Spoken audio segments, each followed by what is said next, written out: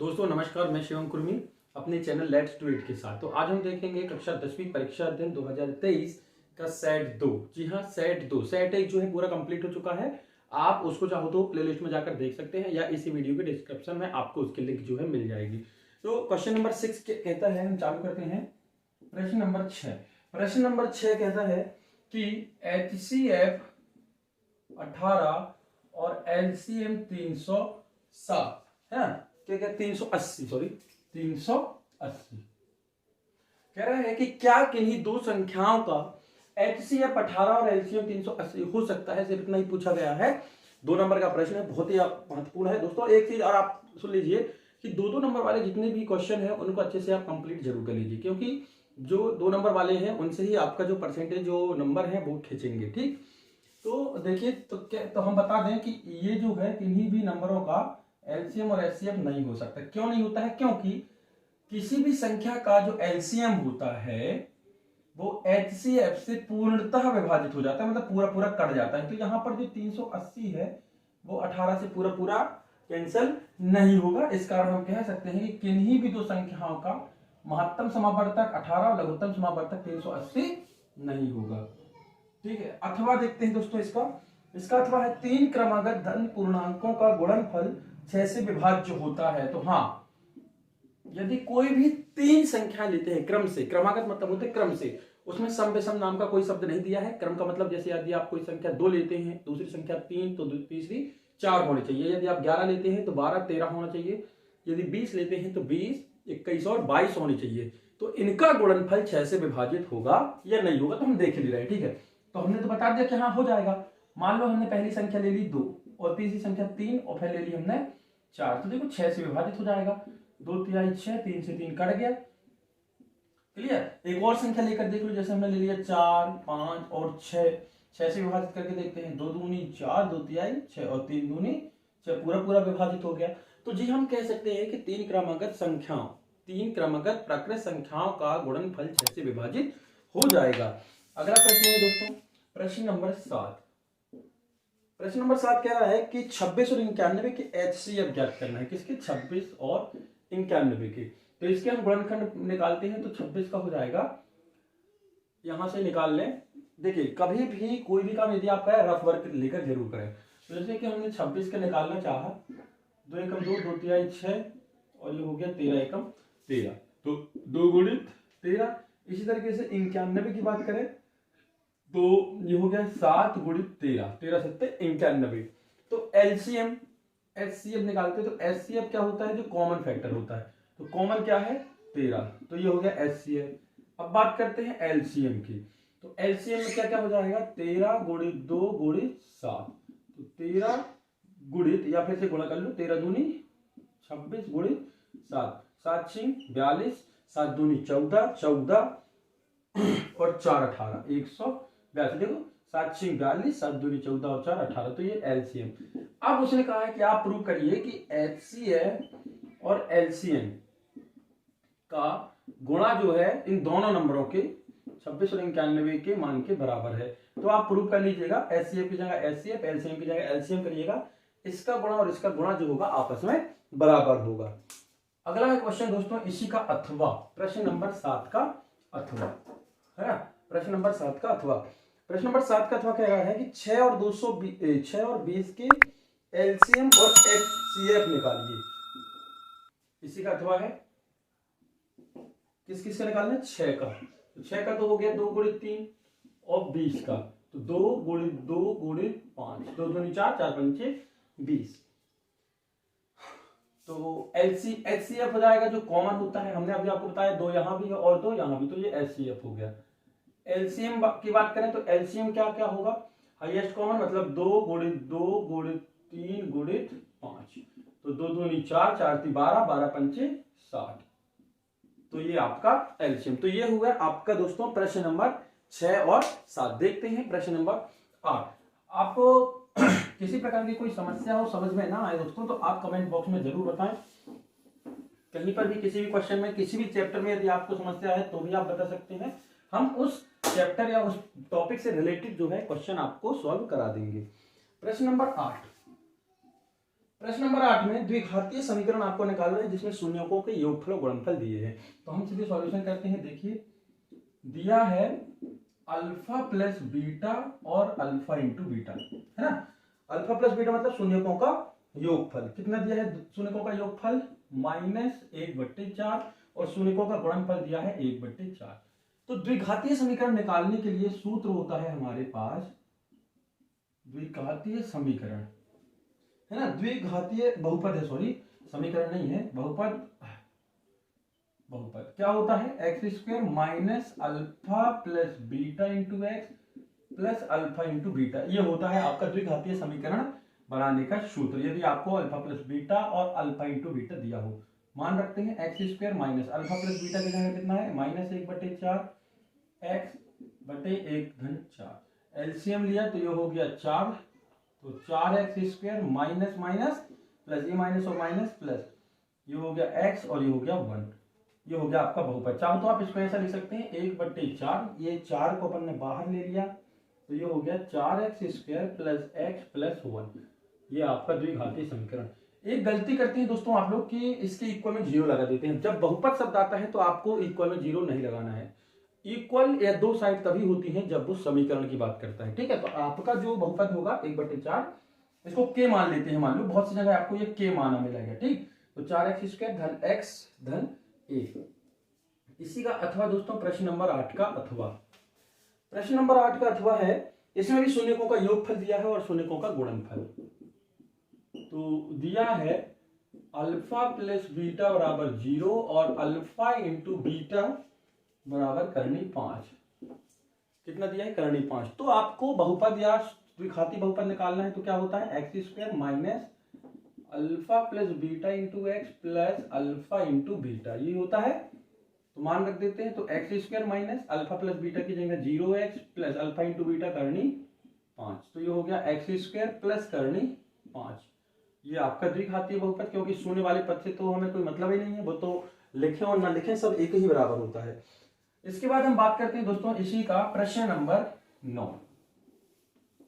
देखो क्या है कि ये चीजें जो है 2-2 नंबर वाली हैं, इजी है, इस कारण से थोड़ा सा स्पीड से हम बता रहे हैं। अगर आपको नहीं आता है समझ में, स्पीड ज्यादा लग रही है तो आप कमेंट बॉक्स में जरूर बता सकते हैं, ठीक। प्रश्न नंबर 9।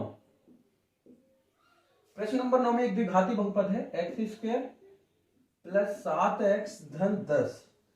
तो इसकी शून्य ज्ञात कीजिए और शून्यकों के बीच संबंध निकालिए। तो देखते हैं। देखो दोस्तों ये जब हम तुलना करेंगे तो ये होता है ax² plus bx plus c बराबर 0। ये द्विघाती बहुपद है, शून्य निकालते हैं। तो हम क्या करेंगे, ये देखो सबसे पहले तो लिख रहे हैं x² प्लस 7x प्लस 10। नहीं देखिए, इसको नाम दे दो px, ठीक। इसको नाम दे दिया अपन ने px, बहुपद है अभी। तो इस x² का गुणांक, यहां पर x² का गुणांक क्या है? a। तो x² का गुणांक कुछ नहीं रहता है तो 1 होता है।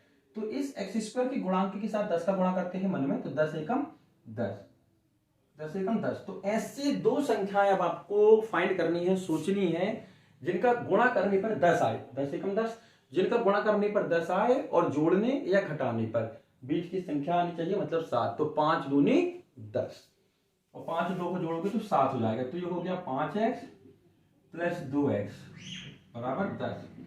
तो अब इन दोनों पद से देखो x कॉमन आ गया, तो यहां बच्चा x प्लस 5 कॉमन आ गया, मतलब x यहां भी है, यहाँ भी है, बाहर ले लिया। यहां से 2 बाहर आ गया तो x धन 5, क्योंकि इस 10 को हम लिख सकते हैं 2 गुणित 5। तो 2 तो बाहर चला गया तो 5 बचा, ठीक। अब इस पूरे से देखो x प्लस 5 बाहर आ गया और यहाँ भी x प्लस 2 बचा। x प्लस 5 यहाँ भी है, x प्लस 5 यहाँ भी है। तो हमने इन दोनों से एक बार बाहर लिया तो यहाँ x बचा और यहाँ प्लस का 2। अब हमें क्या चाहिए है मित्रों, यहाँ पर बोला शून्य चाहिए। तो शून्य के लिए जो बहुपद होता है वो शून्य के बराबर रखा जाता है। तो हम क्या लिखेंगे? शून्य के लिए, शून्य के लिए, शून्य के लिए। तो शून्य के लिए जब हम लिखेंगे तो क्या हो जाएगा? px बराबर 0। और px का तो ये मान ही था अपना का जो शुरू से लेकर आए हैं आप। तो ये हो जाएगा x plus 5 and x plus 2 बराबर 0। तो एक बार इसके बराबर में 0 लिख लो, तो x प्लस 5 बराबर 0, तो x बराबर -5। ये तो आप जानते होंगे, प्लस का यदि पक्षांतर होता है तो वो माइनस हो जाता है। इसी तरीके से x धन 2 बराबर 0 लिखेंगे, x बराबर -2। तो दो शून्य का अपन इसको मान ले, ठीक है। तो माना अल्फा बराबर -5 और बीटा बराबर -2, बीटा बराबर -2। अब संबंध निकालना है, मतलब शून्यकों का योगफल अल्फा प्लस बीटा जोड़ दो, -2 प्लस -2, तो ये हो गया -5 -2 प्लस माइनस का माइनस, तो ये हो गया -7। अल्फा इंटू बीटा गुणा करना है, तो -5 -2 माइनस माइनस प्लस 5 दूनी 10, तो ये तो आ गए मान। अब सिद्ध भी करना है, तो देखो अल्फा प्लस बीटा बराबर सूत्र होता है -b/a, और b कितना है दोस्तों, देखो x का जो गुणांक होता है वो b कहलाता है, तो b हमारे पास 7 है, तो -7 और a की जगह कुछ नहीं है, मतलब 1 है, तो ये हो गया -7। देखो यही आया जो पहले आया था। और अल्फा इंटू बीटा का सूत्र होता है c/a, तो c का मान देखो कितना है 10, अचर राशि जो है क्या है 10, तो ये हो गई 10/1 बराबर 10, तो ये सिद्ध भी हो गया। ये हुआ आपका मित्रों प्रश्न नंबर 9। अब हम देखते हैं प्रश्न नंबर 9 का अथवा। प्रश्न नंबर 9 का अथवा।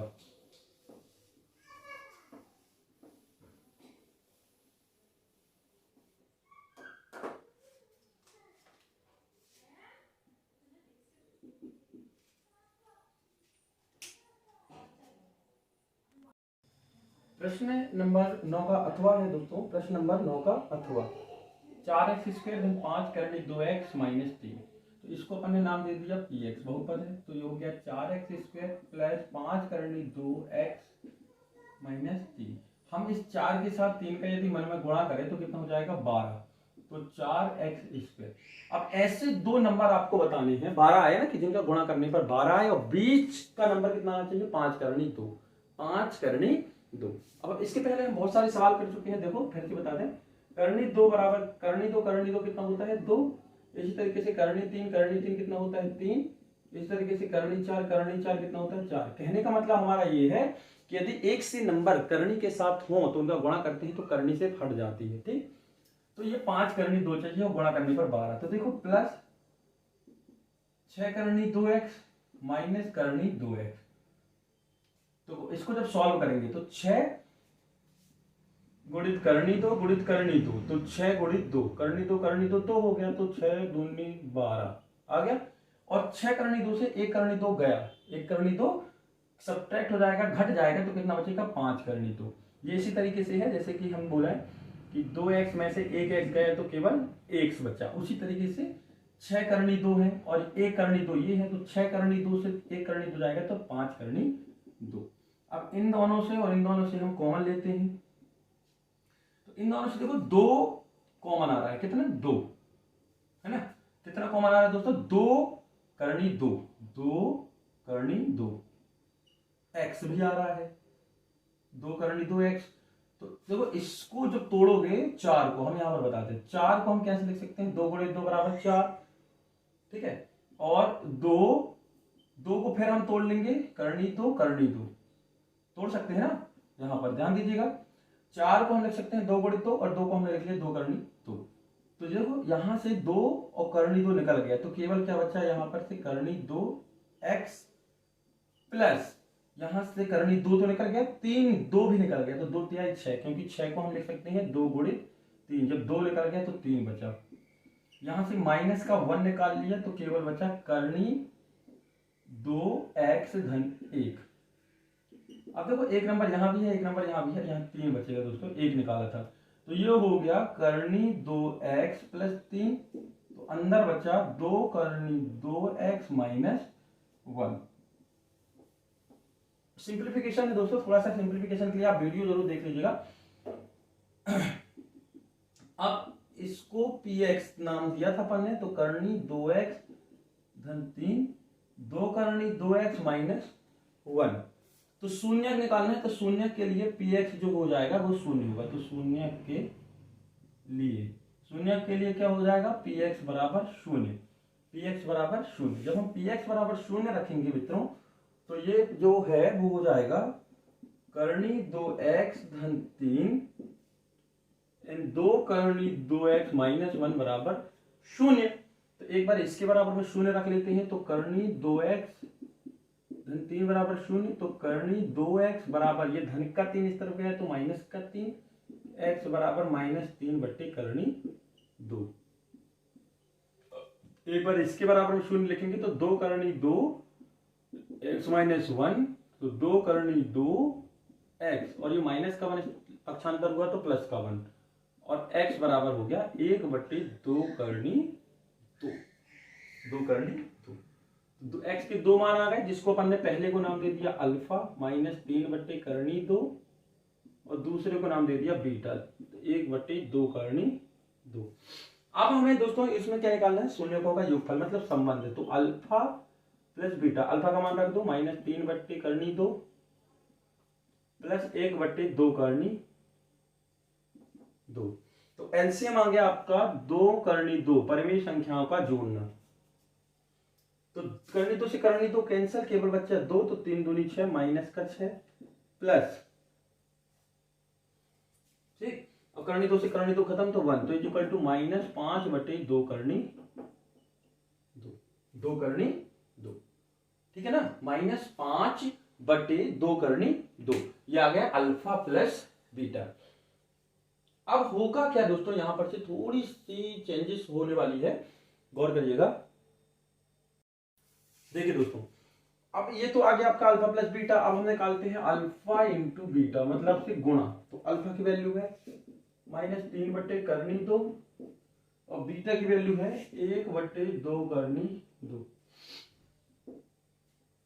तो ये हो गया -3 अंश के साथ अंश का, और ये हो गया 2 गुणित 2 करनी, देखो 2 और करनी 2 ओनली 2, तो ये हो गया -3/4। तो ये हो गया अल्फा इंटू बीटा। कितना हो गया, अल्फा इंटू बीटा। तो देखिए दोस्तों, अल्फा प्लस बीटा और अल्फा इंटू बीटा तो आ गया। अब हम सिद्ध करते हैं, तो देखो बहुत अच्छे से, अल्फा प्लस बीटा बराबर होता है -b/a, -b/a। इस पूरे समीकरण को यदि आप देखेंगे तो ये वाला मान हो गया b, ये हो गया आपका a, और ये हो गया आपका c, ठीक है। तो b/a मतलब b की जगह कितना रखना है, 5 करनी 2, तो -5 करनी 2, अच्छे से ध्यान दीजिएगा। और a की जगह कितना है, ये 4 x² का गुणांक। तो इसको तोड़ते हैं, -5 करनी 2, 4 को हम लिख सकते हैं 2 गुणित 2, तो -5 करनी 2, और 2 को फिर से हम तोड़ सकते हैं, करनी 2 इंटू करनी 2 तोड़ सकते हैं। अब भी बताया था हमने कि कभी भी यदि कोई भी संख्या हो, जैसे कि लिखा है 3 करनी 3 बराबर 3, करनी 5 इंटू करनी 5 बराबर 5 होता है, क्लियर। तो 2 को हमने तोड़ लिया, क्यों तोड़ लिया, क्योंकि ऊपर करनी 2 है। अब करनी 2 से करनी 2 कैंसिल हो गया, तो -5/2 करनी 2 आ गया अल्फा प्लस बीटा। ये सिद्ध करना था, देखो यही आया था जब अपन ने शून्य निकाल के जोड़ा था, और यही आया है सूत्र के द्वारा, मतलब हमारा सिद्ध हो गया। और इसी तरीके से इसका बचा अल्फा इंटू बीटा का c/a। तो देखते हैं दोस्तों प्रश्न नंबर 10। प्रश्न नंबर 10 क्या कह रहा है, दो संपूरक कोणों में बड़ा कोण छोटे कोण से 18 अधिक है।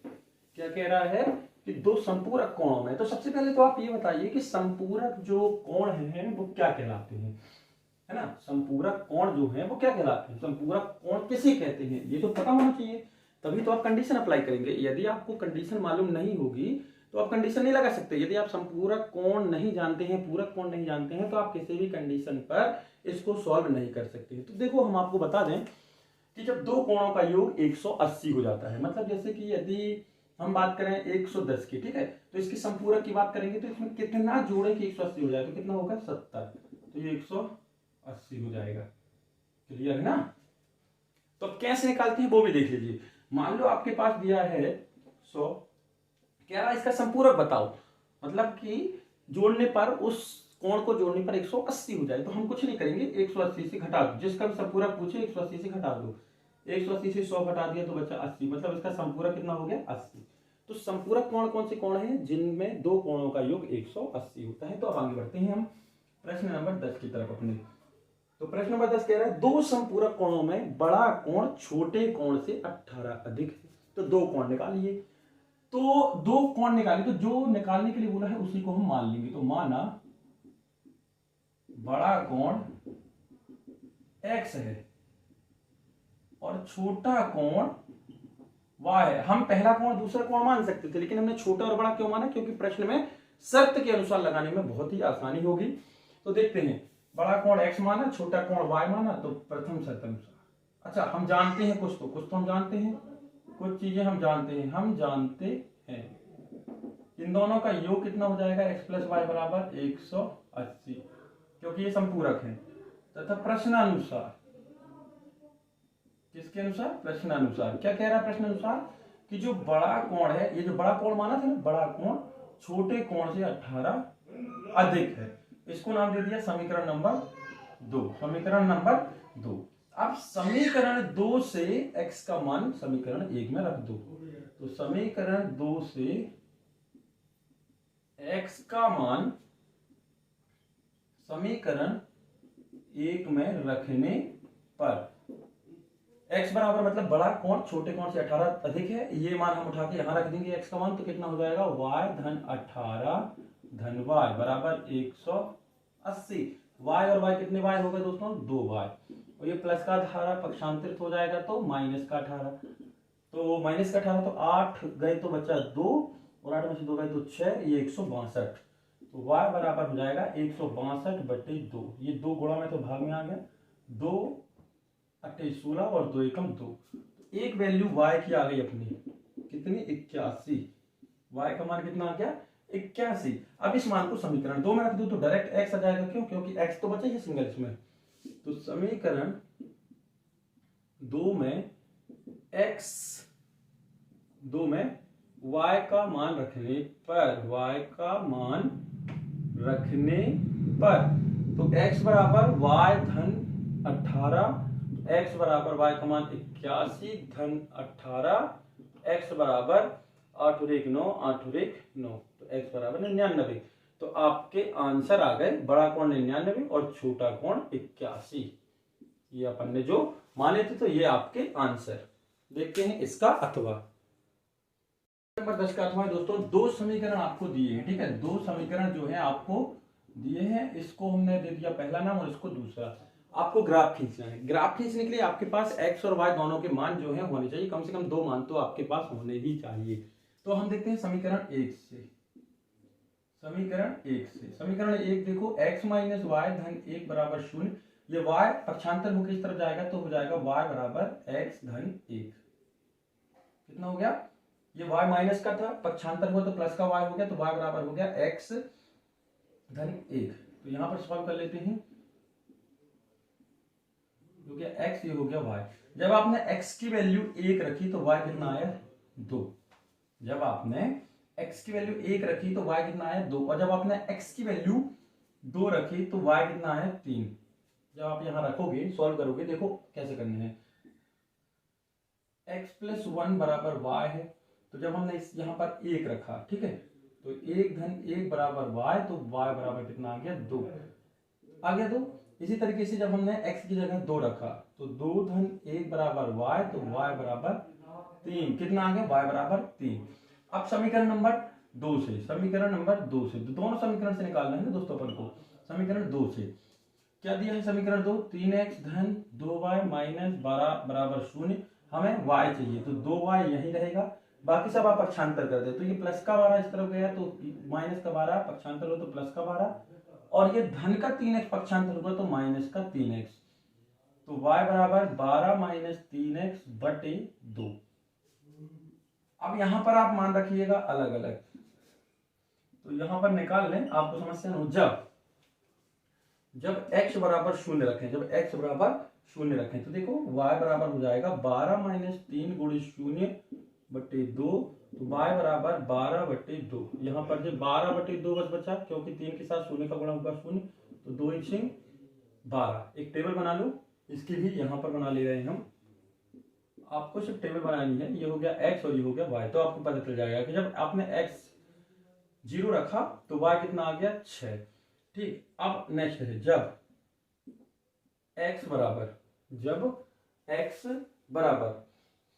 हमें x बराबर, मान लो हम x बराबर कितना रख दें? 4 रख दें। कितना रख दें? 4। जब हम x बराबर 4 रखेंगे तो y बराबर हो जाएगा 12 माइनस 3 गुणित 4। x की जगह 4 रखा है तो ये 3 गुणित 4 बटे 2, तो 12 माइनस 12 बटे 2, तो ये हो गया 12 0 बटे 2 बराबर 0। तो जब हमने x बराबर 4 रखा तो y बराबर 0 आ गया। क्लियर है? तो आपको दो मान मिल गए, पहले समीकरण के लिए ये मान मिल गए, और सॉरी दूसरे समीकरण के लिए ये मान, और पहले समीकरण के लिए ये मान। अब ग्राफ खींचना है और उससे बनने वाले त्रिभुज के जो बिंदु में आपको बताना है। तो देखो आपको ग्राफ पेपर में इस तरीके से मिलेगा, जिसको हम एक्स एक्सिस और इसको वाई एक्सिस के नाम से जानते हैं, वाई एक्स के नाम से।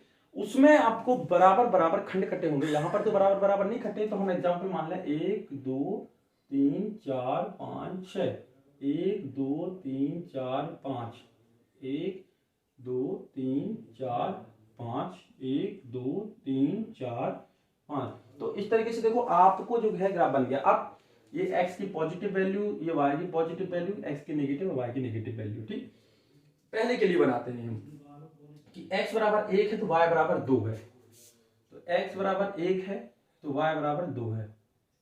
ये कौन सा बन गया आपका 1 2। ठीक, उसके बाद x बराबर 2 है तो y बराबर 3 है। जब ये x बराबर 2 है तो y बराबर 3 है, तो ये हो गया 2 3। क्लियर? ये पहला वाला कंप्लीट हुआ। तो इसको अपन ने मिलाया तो ऐसा आएगा। ठीक है, इस तरीके से यहां कहीं आएगा, वो इस बिंदु को प्रतिच्छेद करेगा, इसको नाम दे दिया L।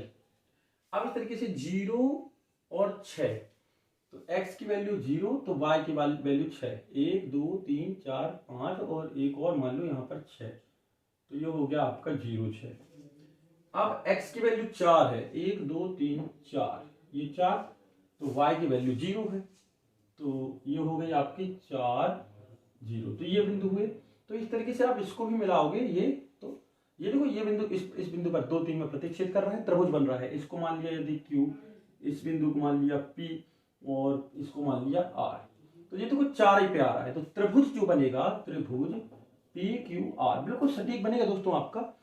तो बिंदु बोला है त्रिभुज के, तो P के बिंदु आ जाएंगे आपके, ये यहां कहीं आएगा, समझ लो ये माइनस आ गया और ये 0 आ गया। ठीक है, कंफर्म नहीं है क्योंकि यहां पर से ग्राफ पेपर में आपको क्लियर दिख जाएगा।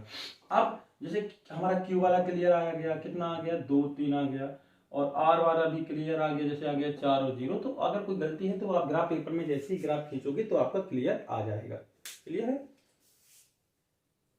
दोस्तों? प्रश्न नंबर 11 है, दिया गया समीकरण आपको ये दिख रहा है, आपको मूलों की प्रकृति बतानी है कि इस जब समीकरण को आप सॉल्व करेंगे, द्विघाती समीकरण को आप सॉल्व करेंगे, तो इसको ये बताना है कि ये जो समीकरण है वो कैसा है ना। इसके हल जो है काल्पनिक हैं, वास्तविक हैं, कोई हल नहीं, क्या है, आपको ये सब आपको यहाँ पर देखकर बताना है। तो सबसे पहले तो हम इसको नाम दे दिया समीकरण 1। अब तुलना करते हैं मानक रूप से, ax² प्लस bx c बराबर 0 से तुलना करने पर, तो तुलना करोगे तो a का मान कितना आ गया 2, a मतलब से x² का गुणांक, b आ गया -3 और c आ गया 5। तो तुलना पहले तो हम d निकाल लें, d बराबर होता है b² -4ac, तो b² मतलब -3 का स्क्वायर, 4 गुणित 2 गुणित 5, a c और b का मान जो है हमने रख दिया। तो 3 का स्क्वायर 9, 4 दूनी 8, 8 पंचे 40। ठीक है, तो 9 में से 40 गया तो माइनस का 31। तो d जो दिख रहा है वो 0 से छोटा है। तो हम बता दें कि यदि, अच्छा 0 से छोटा कब माना जाता है कि 0 से छोटा है? जब आपने नंबर लाइन पढ़ी होगी तो ये जो मूल बिंदु है 0, यहाँ से माइनस वाले नंबर चालू हो जाते हैं और यहाँ प्लस वाले नंबर रहते हैं। ठीक है, तो कभी भी यदि नेगेटिव नंबर आपको मिलता है, यदि आपको कभी भी माइनस वाला नंबर यदि मिलता है, तो आपको क्या कहना है कि वो 0 से छोटा है। तो ये 0 से छोटा है। यदि d 0 से छोटा है तब मूल के काल्पनिक होंगे। मूल कैसे होंगे? काल्पनिक होंगे। मूल कैसे होंगे? काल्पनिक होंगे, अर्थात से कोई वास्तविक मूल नहीं होगा, कोई वास्तविक मूल नहीं होंगे, कोई वास्तविक मूल्य नहीं होंगे। तो यही है आपका हल, यही आपको बताना था कि क्या है। इसके बाद इसी का अथवा देखते हैं मित्रों। इसके अथवा में आपको जो है k का मान निकालना है। बहुत ही अच्छा क्वेश्चन है, k का मान। तो देखो द्विघातीय समीकरण है अथवा है, ठीक है, 11वां का अथवा है। समीकरण दिया है के एक्स एक्स माइनस 2 प्लस 6 बराबर 0, के का मान निकाल। सबसे पहले इसको सिंपल कर लो, तो के एक्स इसका मतलब इस के एक्स का इन दोनों के साथ गुणा करना है, तो के x square minus 2k plus 6 बराबर 0। मानक समीकरण से तुलना करोगे a x square plus b x plus c बराबर 0 से। जब आप तुलना करोगे तो ए का मान आ जाएगा के, एक्स स्क्वायर का गुणांक क्या कहलाता है a, b is equal to minus 2k, x भी है दोस्तों यहाँ पर है ना, 2 माइनस 2k एक्स, एंड सी की वैल्यू आ गई 6। तो कह रहा है कि के का मान निकालो कि जब दो मूल बराबर हों। तो मूल बराबर होते हैं, यदि मूल कब बराबर होते हैं, देखो मूल बराबर होंगे यदि d का मान 0 के बराबर हो। मूल बराबर कब होंगे, जब d का मान 0 के बराबर होगा, और d क्या है, विविक्तिकर अर्थात डिस्क्रिमिनेंट। तो d का सूत्र होता है आपके पास बी स्क्वायर माइनस 4ac बराबर 0। b का मान कितना है, माइनस 2k का whole square minus 4k 6 is equal to 0। 2 का स्क्वायर हो गया 4 और k का वर्ग हो गया k, 6 चौके 24 के बराबर 0। तो ये हो गया 4k स्क्वायर बराबर, ये माइनस की संख्या जब राइट हैंड में जाएगी तो ये बन जाएगी दोस्तों प्लस का 24 के, प्लस का 24 के, पक्षांतर होने पर माइनस का प्लस हो जाता है।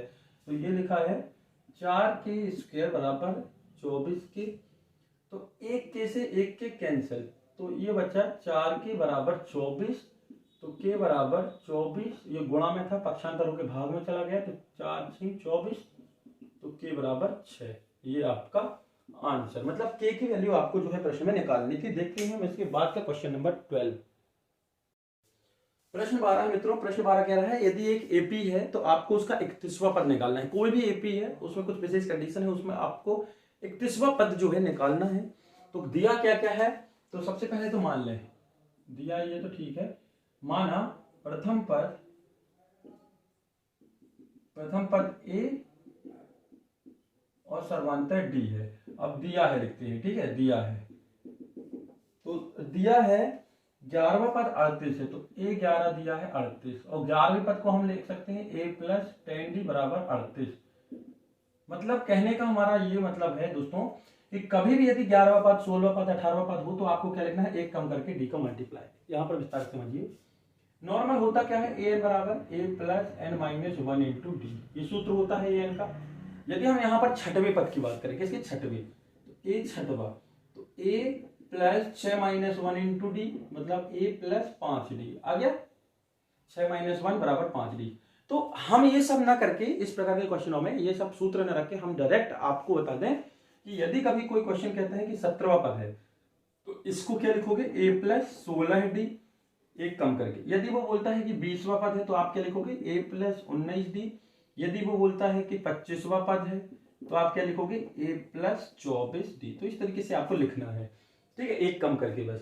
तो उसने दिया 11वां पद 38 है, तो 11वें पद को हम लिख दिया ए प्लस 10d बराबर 38 और नाम दे दिया समीकरण 1। और दिया है 16वां पद, 16वां पद 73 है कह रहा है, तो 16वें पद को क्या लिखेंगे, ए प्लस 15d बराबर 73 को नाम दे दिया समीकरण 2। अब देखिए यहाँ पर दो चर वाला रैखिक समीकरण बन रहा है, ए और डी, ए और डी। तो हमने द्वितीय चैप्टर अर्थात सेकंड चैप्टर में पढ़ा है, ठीक है, द्वितीय या तृतीय चैप्टर में अर्थात तीसरे चैप्टर में पढ़ा है, दो चर वाले रैखिक समीकरण में हल करने के लिए तीन विधि होती है। पहली होती है प्रतिस्थापन, दूसरी होती है विलोपन और तीसरी होती है वज्र गुणनखंड। तो हम इसको विलोपन विधि से हल करते हैं। तो देखो समीकरण 2 बड़ा है, तो समीकरण 2 से समीकरण 1 को घटा दिया, तो a प्लस 15d बराबर 73, a प्लस 10d बराबर 38। घटाते हैं तो चिन्ह जो है बदल जाते हैं दोस्तों, ये प्लस का माइनस, प्लस का माइनस और प्लस का माइनस, a और a कैंसल। 15 में से 10d गए तो बचा केवल 5d, और 73 में से 38 गए तो बचा 35। कितना बचा, 35। तो d बराबर हो गया आपका 35/5, तो 5 7 35, तो d का मान आपका आ गया, कितना आ गया, 5, सॉरी d का मान आपका आ गया 7। अब इस 7 को या तो समीकरण 1 में रख दो या 2 में रख दो। ऐसे समीकरण में रखना है दोस्तों जिसमें कैलकुलेशन कम करना पड़े, आएगा तो दोनों में ही, लेकिन आपको किस में रखना है, जिसमें कैलकुलेशन कम करना पड़े, तो मान इसमें कम है। तो समीकरण 1 में d बराबर 7 रखने पर तो ये हो जाएगा a प्लस 10d बराबर 38, a प्लस 10 गुणी 7 बराबर 38, तो a प्लस 70 बराबर 38, तो a बराबर 38 माइनस 70, तो 38 से 70 घटाइए तो ये हो जाएगा 70 माइनस 38 बचा 2, 4 के बचे 3, तो माइनस का 32, क्योंकि बड़ी संख्या में माइनस है, तो a बराबर 32। आपको निकालना है 31वां पद। क्या निकालना है? 31वां पद।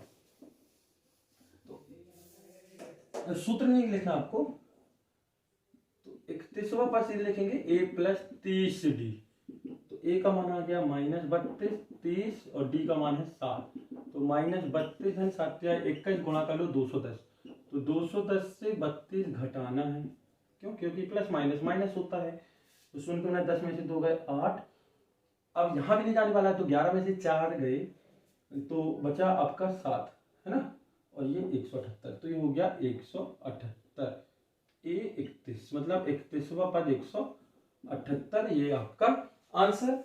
देखते हैं हम दोस्तों इसका अथवा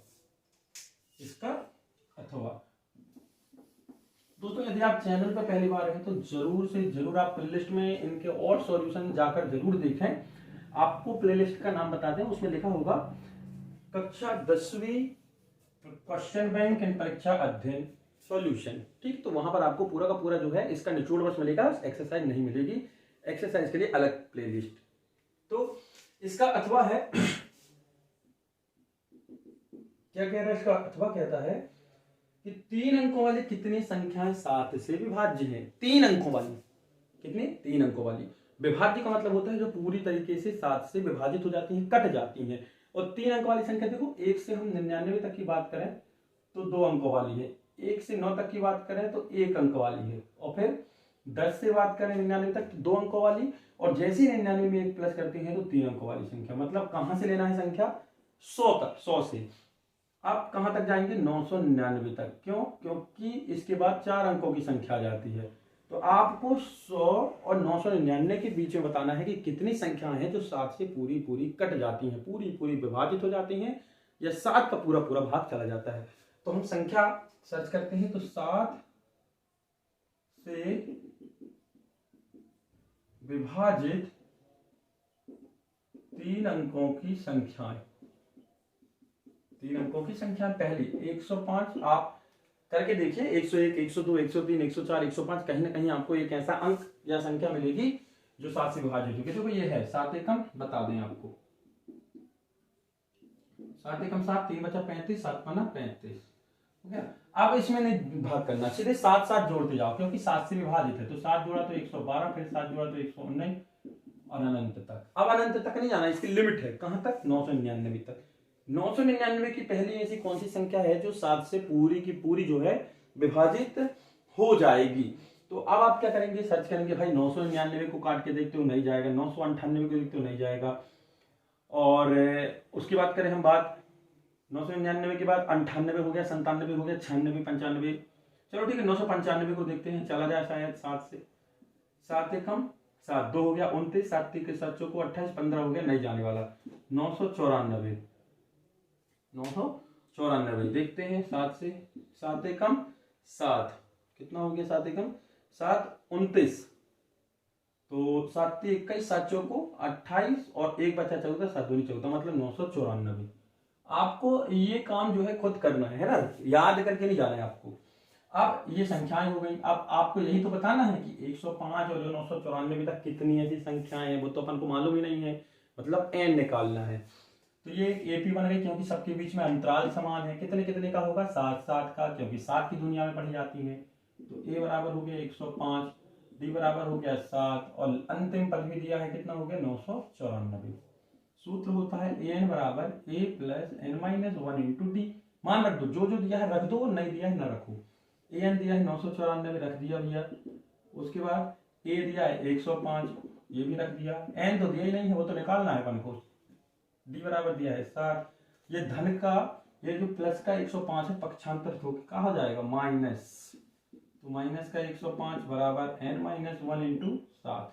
घटा दो, 4 14 मान लिया, 14 में से 5 जब हम घटाएंगे तो बचेगा 9, 9 में से 1 गए तो 8, और 9 में से 1 गया तो 8, और 9 में से 1 गया तो 8 बराबर n-1 इंटू 7। देखो 7 जो है गुणा में है, तो गुणा का पक्षांतर भाग में, तो 889/7 बराबर n-1। 7 से काट दो, कट जाए तो 7 एकम 7, 18 हो गया, 7 दूनी 14, 49 बचा 7 सतैया 49, 127 बराबर n-1। ये माइनस का वन भी पक्षांतर जो है हमें n चाहिए है,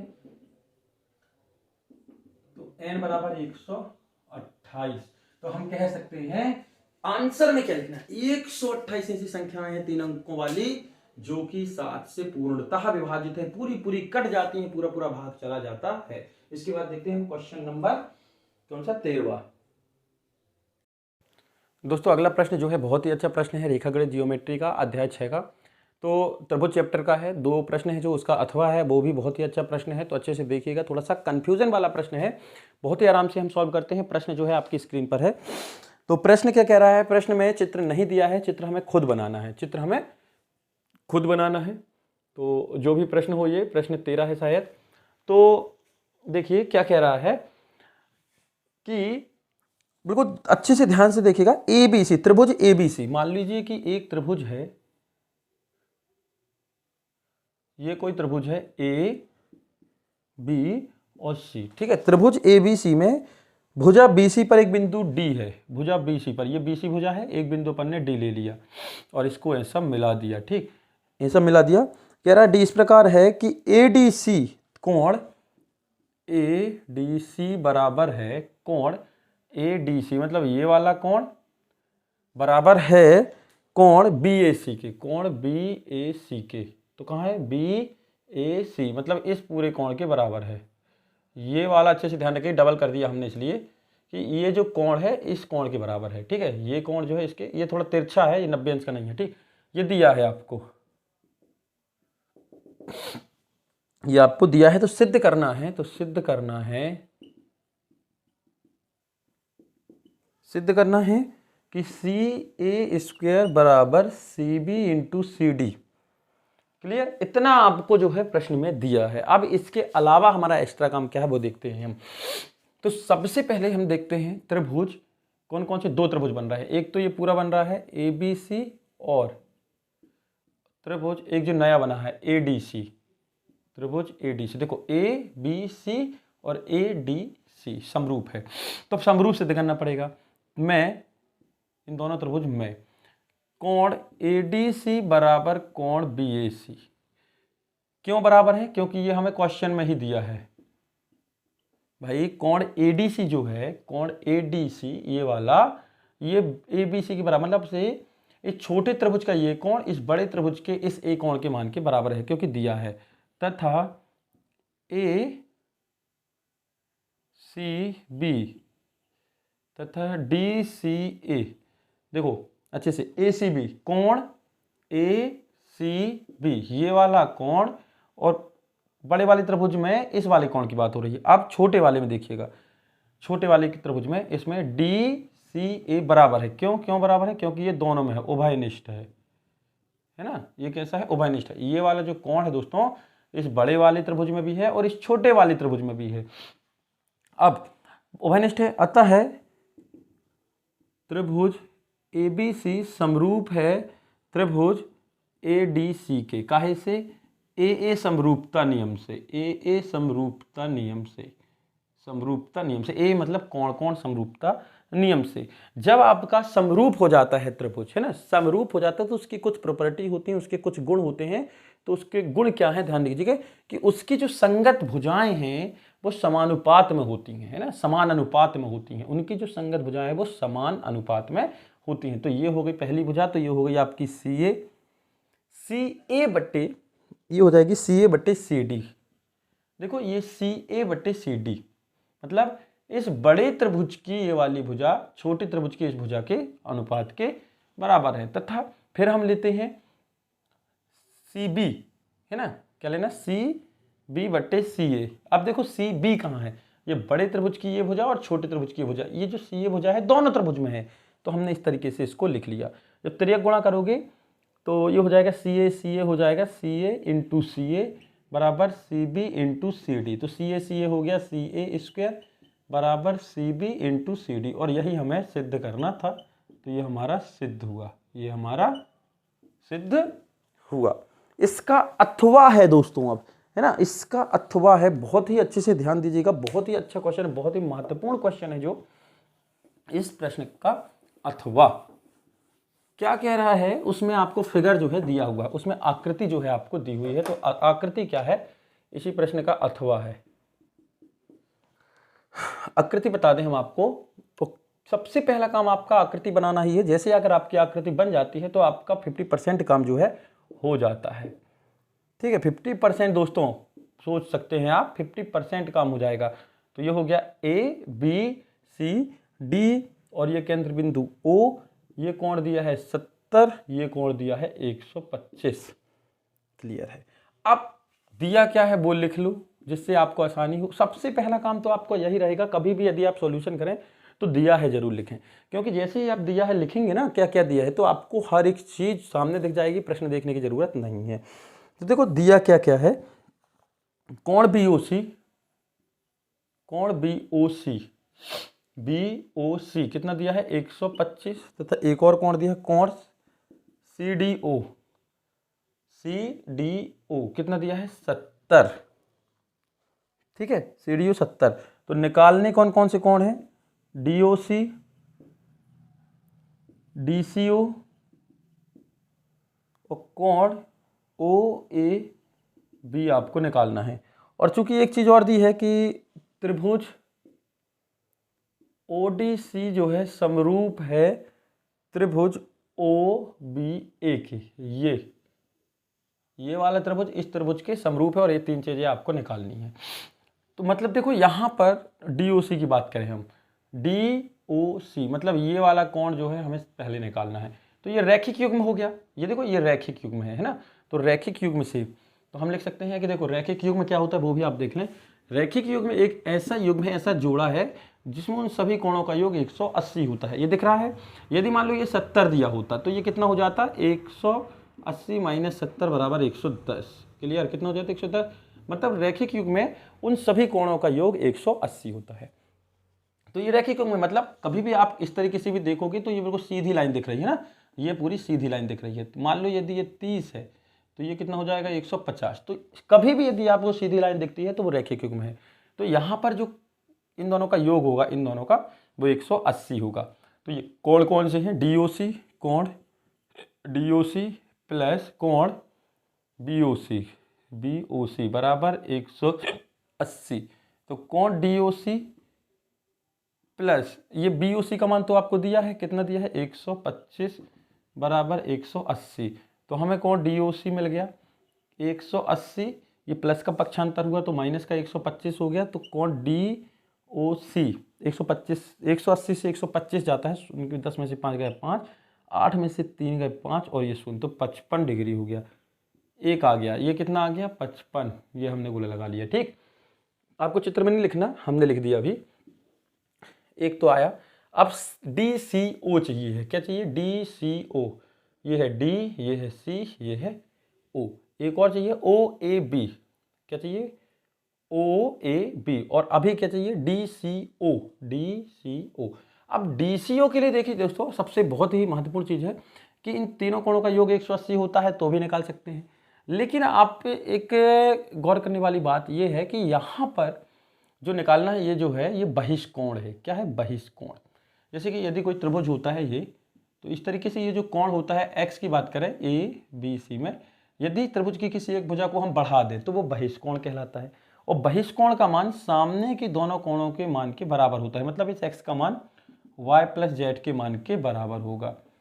ठीक है, तो ये जो 125 दिख रहा है ना, ये जो बहिष्कोण है इन सामने के कोणों के योग के बराबर होगा।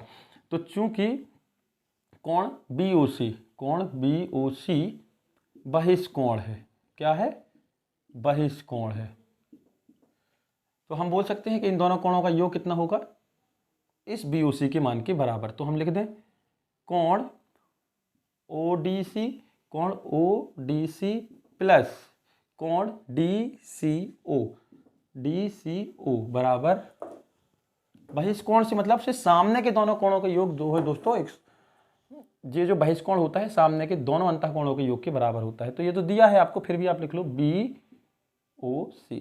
तो इसका मान दिया है क्या, ओ डी सी का, ओ डी सी आ गया है 70 दिया है, डी सी ओ निकालना है, इसका मान भी दिया है 125। तो ये हो जाएगा डी सी ओ बराबर 125 माइनस 70, कितना हो जाएगा 70। क्लियर है, 125 माइनस 70।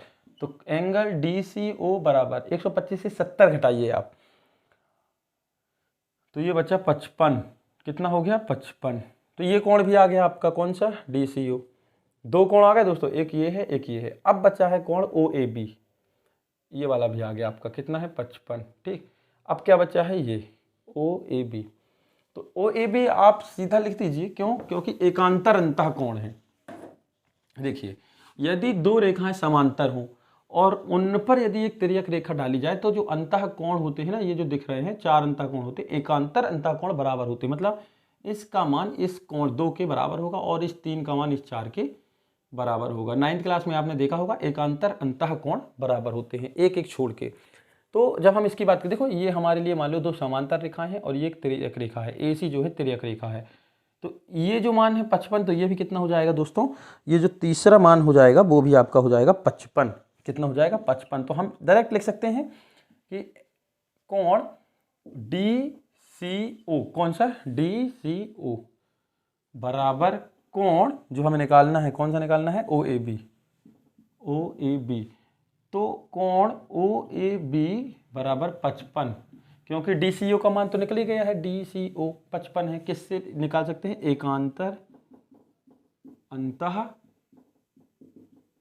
कोण। तो आपके आंसर, इन सभी के आंसर आ गए, ये इसका भी 55, इसका भी 55 और इसका भी 55। तो ये रहा आपका सॉल्यूशन। दोस्तों अगला प्रश्न है प्रश्न नंबर 14। प्रश्न नंबर 14 में आपको दो बिंदु दिए हैं, चैप्टर नंबर 7 निर्देशांक ज्यामिति का प्रश्न है। तो दो बिंदुओं के बीच की दूरी आपको निकालनी है, मूल बिंदु भी कह सकते हैं, कभी कभी आ जाता है कि मूल बिंदु से इस दिए गए बिंदु की दूरी निकालिए। तो इस पर तो मूल बिंदु नहीं दिया है, दो बिंदु दिए हैं, तो इनको नाम दे दो। माना दिए गए बिंदु, नाम देना बहुत जरूरी है। दिए गए बिंदु, पहले को मान लिया ए, तो ये हो गया 0 0, दूसरे को मान लिया बी, तो ये हो गया 36 और 15। तो ये पहली वैल्यू x होती है तो 0, दूसरी होती है x2, तो ये हो गया 36, y1 बराबर 0, तो y2 बराबर 15। ठीक है, x1 y1 x2 y2। तो इन दोनों के बीच की दूरी हो गई ए बी बराबर, सूत्र होता है दो बिंदुओं के बीच की दूरी का, x2 माइनस x1 का square plus y2 minus y1 का स्क्वायर। तो मान रख दीजिए, ये मान आपके सामने तो है, 36 माइनस 0 का स्क्वायर प्लस 15 माइनस 0 का स्क्वायर। 36 का स्क्वायर आप करेंगे तो आएगा 1296 और 15 का स्क्वायर करेंगे तो 225। इनको जोड़िए तो हो जाएगा 1521। 6 5 11, 9 2 9 2 11 और 1 12, 2 2 4 और 1 5 और 1 1521। ये 1521 वर्गमूल होता है 39 का। ये सब चीज़ें आपको निकालनी है दोस्तों। तो ए बी बराबर हो गया 39, ये आपका आंसर। ठीक है, अब देखते हैं इसका अथवा, इसका अथवा,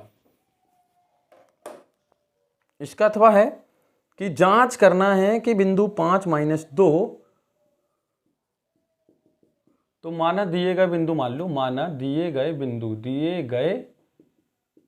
बिंदु पहले को मान लिया ए, कितना दिया है 5 माइनस 2, दूसरे को मान लिया बी, कितना दिया है 6 और 4, तीसरे को मान लिया सी 7 माइनस 2।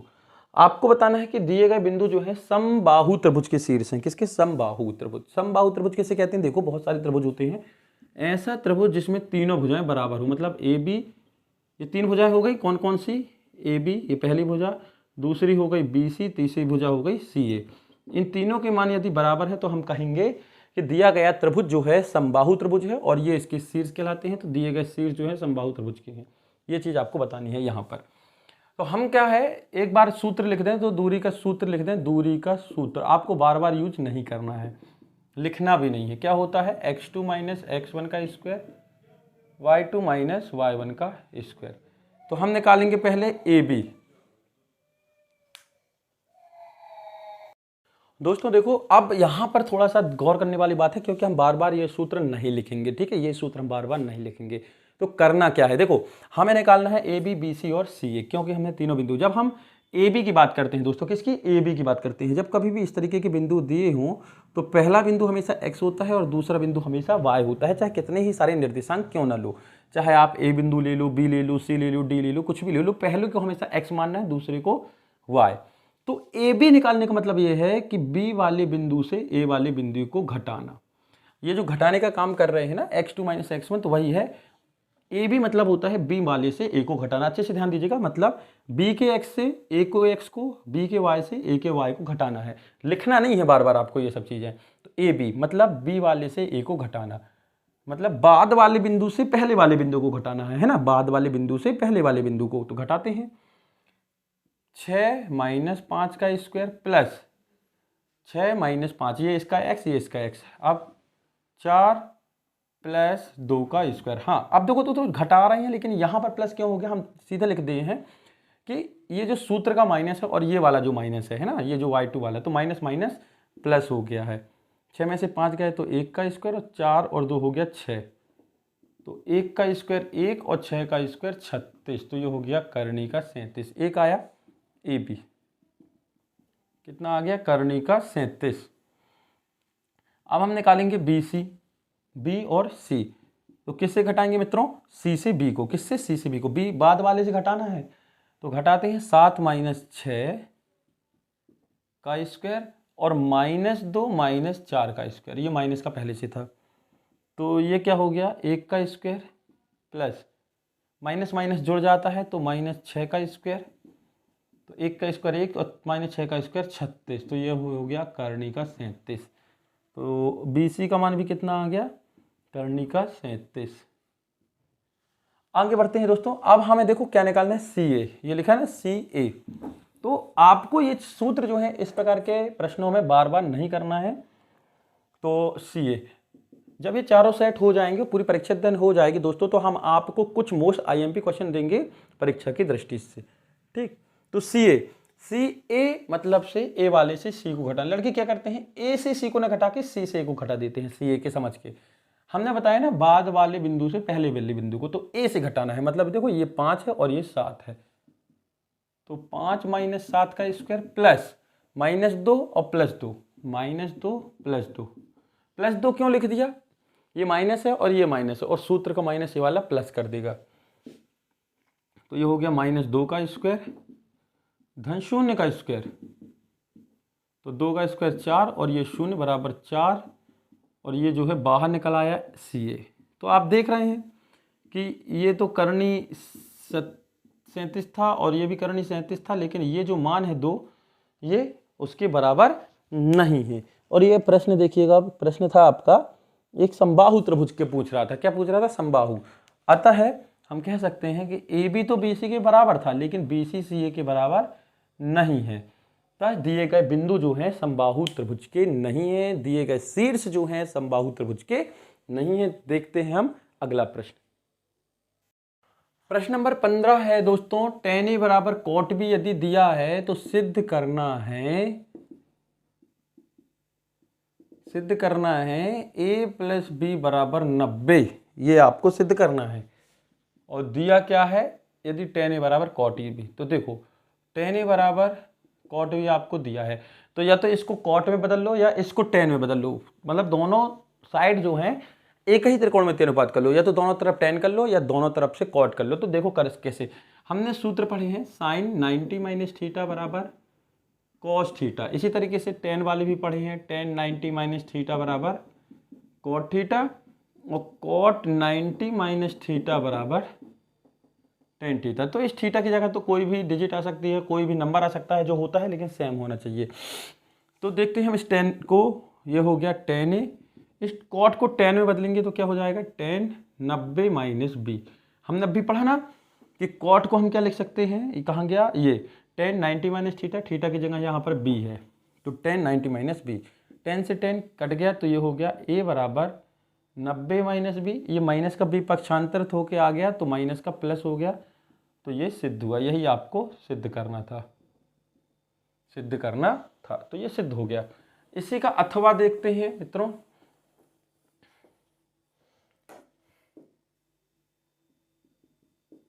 इसी का अथवा है, यदि साइन ए बराबर 3/4 है तो कॉस ए और टेन ए आपको निकालना है। ये आपको दिया है, इसका यूज करके ये निकालना है। तो देखो सबसे पहले त्रिभुज की जरूरत पड़ेगी, तो ये हो गया हमारा ए, ये हो गया बी, ये हो गया सी। तो साइन ए बराबर दिया है 3/4 और साइन का सूत्र क्या होता है? साइन का सूत्र होता है मित्रों लंब बट्टे कर्ण। क्या होता है? लंब बट्टे कर्ण। ये 90 अंश का है, 90 अंश के सामने की भुजा होती है कर्ण, और ये हो गया लंब और ये हो गया आधार। ठीक, तो लंब का मान कितना दिया है? 3, कर्ण का मान कितना दिया है? 4। अच्छे से ध्यान दीजिएगा, लंब का मान 3 और कर्ण का मान 4, क्योंकि साइन थीटा बराबर लंब बटे कर्ण होता है। ठीक, तो ये मान दिया है। अब ये सी ए भुजा हमें चाहिए है बी ए भुजा, तो त्रिभुज ए बी सी में पाइथागोरस क्या होता है? कर्ण का वर्ग बराबर आधार का वर्ग प्लस लंब का वर्ग। ठीक है, अब कर्ण तो दिया है भाई 4 का स्क्वायर, आधार मालूम नहीं है, उसको अपन ने बी ए नाम दिया है तो बी ए लिख लो, प्लस लंब का मान भी दिया है 3, 4 का वर्ग होता है 16, ये हो गया बी ए का स्क्वायर, 3 का वर्ग 9, ये पक्षांतर हो गए 9 का, तो 16 माइनस 9 बराबर बी ए का स्क्वायर। बी ए चाहे ए बी एक ही चीज़ है। 16 में से 9 गया तो बच्चा 7 बराबर बी ए का स्क्वायर। ये स्क्वायर जब सामने उठ के आता है कभी भी तो सामने वाली संख्या पर करनी लग जाती है, तो ये आ गया बी ए, तो बी ए का मान आ गया 7, मतलब इसका मान आ गया करनी 7। हमें क्या निकालना है? Cos A. ठीक है, कॉस ए मतलब कॉस थीटा, और कॉस थीटा का सूत्र होता है दोस्तों आधार बट्टे कर्ण। क्या होता है? आधार बट्टे कर्ण। आधार की जगह क्या नाम दिया है? बी ए, और कर्ण तो भैया ए सी है, तो मान रख दो जो आपने निकाला है, तो ये हो गया करनी 7/4। नेक्स्ट वैल्यू है आपकी टेन ए, और टेन ए का सूत्र या टेन थीटा का सूत्र होता है लंब बट्टे आधार, लंब बट्टे आधार। तो लंब की जगह तो आपको दिया है, कौन सी भुजा दी है दोस्तों? बी सी, और आधार की जगह दी है बी ए, तो ये हो गया 3/7। तो ये आपके आंसर। तो आज के लिए इतना ही मित्रों, बाकी हम मिलते हैं अगले वीडियो में। आप चैनल पर यदि पहली बार हैं तो सब्सक्राइब करें, बेल आइकन को क्लिक करें और ज़्यादा से ज़्यादा शेयर करें।